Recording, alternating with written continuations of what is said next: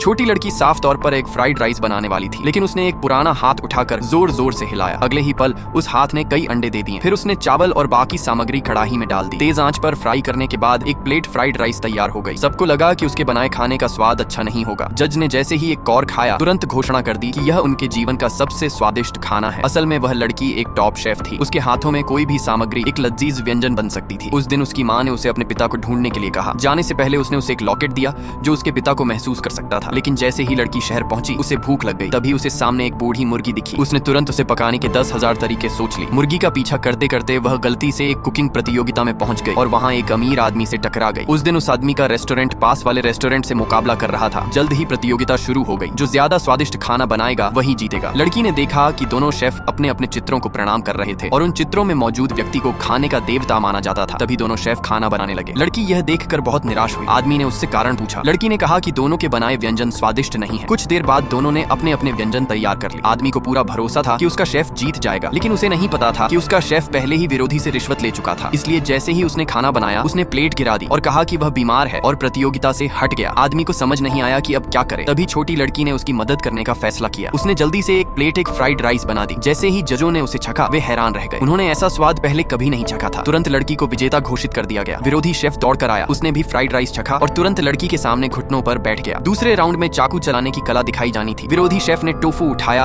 और उसे इतने बारीक काटा कि पानी में डालते ही वह फूल की तरह खिल गया। लेकिन लड़की को इससे कोई फर्क नहीं पड़ा। उसने 1 सेकंड में मछली पर 100 कट लगाए। फिर उसने मछली को पानी में डाला। एक चमत्कारी दृश्य सामने आया। मछली का मांस पानी में अलग अलग गिरने लगा, लेकिन सिर्फ हड्डियां बचने के बाद भी मछली पानी में तैर रही थी। लड़की ने उस आदमी के लिए प्रतियोगिता जीत ली। हारने वाला शेफ यह स्वीकार नहीं कर पाया। उसने चाकू उठाया और लड़की की तरफ दौड़ा। तभी आदमी उसके सामने आ गया और घायल हो गया। उसका खून लड़की के लॉकेट पर गिरा। लॉकेट ने पुष्टि कर दी कि वही उसका पिता है। लड़की ने अपना किचन चाकू निकाला। तभी सबको पता चला कि वह असल में खाने की